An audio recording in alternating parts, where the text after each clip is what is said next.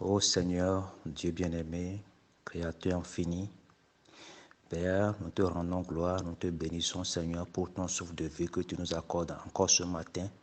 Merci pour ce jour, merci pour le soleil. Ô Père, merci pour la vie. Père, nous nous approchons encore humblement de toi ce matin, Seigneur Dieu. Prends-nous tels que nous sommes, dépouille-nous de la gloire de ce monde et donne-nous ta gloire. Mets ton esprit en nous, Seigneur Dieu, et aide-nous à comprendre ta parole et marcher selon la révélation de ta parole. Béni sois-tu au nom de Jésus-Christ, nous avons prié. Amen. Ce matin, je vais parler de la parabole des deux fils. Nous allons voir cela dans Matthieu chapitre 21, verset 28. Je ne vais pas lire, vous pouvez le faire chez vous. C'est Jésus qui donnait cette parabole. Il s'agit de deux fils qu'un homme avait. L'homme demande au premier fils, va travailler dans mon champ. Et il répondit, je ne veux pas. Ensuite, il se repentit et alla. Le père dit la même chose au second fils. Mais lui, il répondit, je veux bien, Seigneur. Mais il n'alla pas. Maintenant, Jésus demande en disant, lequel des deux a fait la volonté du Père? Certainement le premier. Alors Jésus ajoute, je vous le dis en vérité, les publicains, les prostituées vous dévanceront dans le royaume de Dieu. Mes frères, mes sœurs, prenons le cas du premier fils.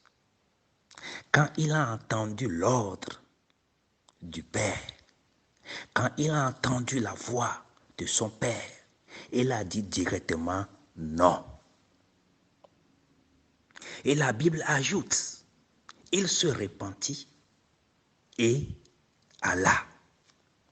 Vous savez, l'homme est formé de trois parties. Si nous commençons vers le ciel, vers le bas, nous pouvons dire esprit, âme et corps. Mais si nous commençons de la terre vers le ciel, nous pouvons dire corps, âme et esprit.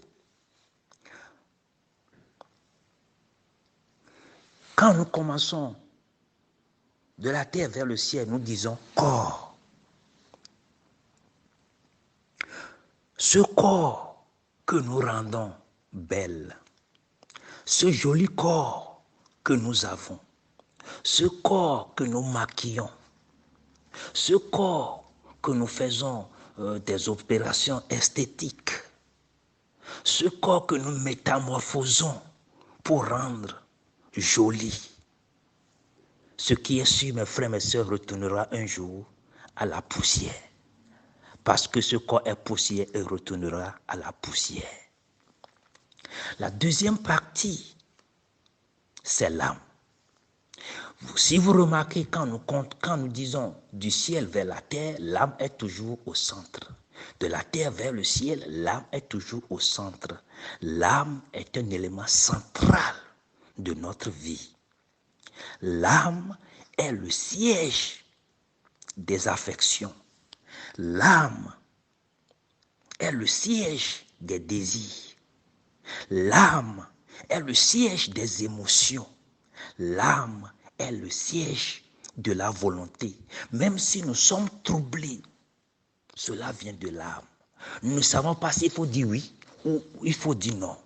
Nous ne savons pas s'il faut aller ou bien il ne faut pas aller. Cela vient de l'âme. Nous pouvons le voir dans Jean 12, verset 27. Et dans Ézéchiel 18, 28, il est dit, l'âme qui pêche, c'est celle qui mourra. Donc, le premier fils avait dit non. La Bible dit, le premier fils avait dit non. Et la Bible ajoute, il s'est repenti. Vous savez, frères et sœurs, le ciel a toujours commandé la terre. Sans le ciel, la terre n'aura rien. Sans le ciel, la terre n'aura pas de verdure. Sans le ciel, il n'aura pas d'eau sur la terre. Sans le ciel, il n'y aura pas de lumière. La terre a besoin du ciel pour vivre. Alors, l'âme du premier fils est rentrée en contact avec son esprit qui lui disait, c'est une mauvaise décision que tu viens de prendre. Alors, il s'est repenti et alla dans le champ de vigne travailler. C'est comme Jésus à la croix avant de mourir. Il dit, Père, entre tes mains, je remets mon esprit. On remet l'esprit à celui qui t'avait donné.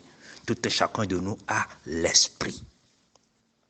Ce qui veut dire que l'esprit a un effet sur l'âme. Et l'âme a un effet sur le corps. L'âme du croyant vivra. L'âme de l'incroyant mourra. Quand ton âme n'est pas sous le contrôle de l'esprit, tu es voué à toute chose. Tu vas sortir nu sans le savoir. Ou bien tu vas sortir dénu nu sans le savoir. Tu vas dire, il fait chaud, il fait ceci, il fait cela. Alors que tu es appelé chrétien, tu es appelé chrétienne. Alléluia, tu es appelé à ressembler à Christ. Ton âme doit être commandée par l'esprit. Et l'esprit ne va pas te laisser agir ainsi. Mais si tu le fais, ce qui veut dire que ton âme n'est pas sous le contrôle de l'esprit. Alors,